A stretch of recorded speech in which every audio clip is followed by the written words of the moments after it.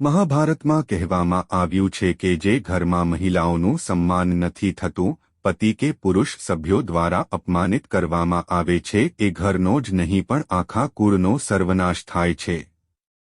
માટે ઘરમાં સુખ અને શાંતિ માટે મહિલાઓનું સન્માન કરવું જરૂરી છે. હિન્દુ ધર્મમાં મહિલાઓને ગૃહિણી પણ કહેવામાં આવે છે. ગૃહિણીને ઘરની લક્ષ્મી પણ કહેવાય છે. માટે ઘરના સુખ શાંતિ માટે મહિલાઓએ રાત્રે ભૂલથી પણ આ 5 કામ ન કરવા જોઈએ. જ્યોતિષના જાણકારો મુજબ મહિલાઓએ રાત્રે કોઈને પણ દહીં કે છાશ ન આપવું જોઈએ. એવું કહેવાય છે કે જો રાત્રિના સમયે કોઈ પણ વ્યક્તિ દહીં કે છાશ માંગે છે અને તમે આપી પણ દો છો તો આનાથી તમે અજાણતામાં જ તમારા ઘરના સુખશાંતિને ઠોકર મારો છો. માટે સૂરજ આથમ્યા બાદ ભૂલથી પણ કોઈને દહીં કે છાશ ન આપવું જોઈએ. જણાવવામાં આવી રહ્યું છે કે રાત્રે દહીં કે છાશ આપવાથી ઘરની લક્ષ્મી નારાજ થઈને જતી રહે છે. રાત્રે મહિલાઓએ રસોડામાં ગંદા વાસણ છોડીને ઊંઘવું ન જોઈએ. રસોડું સાફ રહેવાથી ઘરમાં લક્ષ્મીનો વાસ રહે છે. ઘરમાં વૈભવ અને સુખશાંતિનો પ્રવાહ નિરંતર રહેતો હોય છે. પરંતુ ગંદા વાસણને રસોડામાં છોડીને રાત્રે ઊંઘવાથી લક્ષ્મી નારાજ થઈ જાય છે.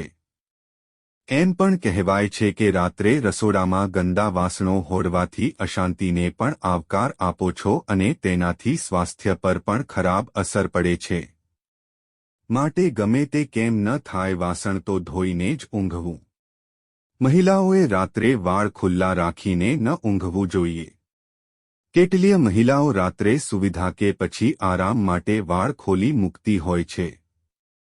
ખરેખર આવું ન કરવું જોઈએ.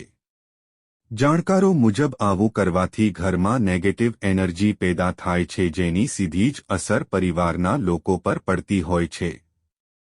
આવું કરવાથી લોકોનું સ્વાસ્થ્ય તો પ્રભાવિત થાય જ છે પણ સાથોસાથ ઘરની સુખશાંતિ પર પણ અસર પડે છે.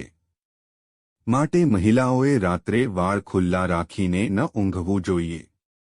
અઠવાડિયામાં એક વાર તો મીઠાની ચપટી એક કાગળમાં ભરી તેને દરેક રૂમમાં મૂકવું જોઈએ. સવારે ઉઠીને આ મીઠું કોઈ ગંદી નાલીમાં ફેંકી દેવું જોઈએ. આવું કરવાથી ઘરમાં નકારાત્મક શક્તિનો પ્રવાહ ખતમ થઈ જાય છે અને ઘરમાં લક્ષ્મીજીનો વાસ થાય છે. રાત્રે ઊંઘતી વખતે સાવરણી યોગ્ય દિશામાં રાખવી જોઈએ. હિન્દુ ધર્મમાં એવી પૌરાણિક માન્યતા છે કે ઘરમાં સાવરણીમાં પણ લક્ષ્મીનો વાસ હોય છે.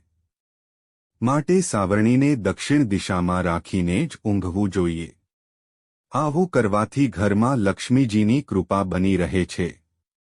સાથે જ જ્યારે તમે રાત્રે ઊંઘો છો તો પાણીનો ગ્લાસ કે બોટલને તમારાથી આગળ ક્યારેય ન રાખવી. હા, તેને તમારી બરાબરમાં જરૂર રાખી શકો છો.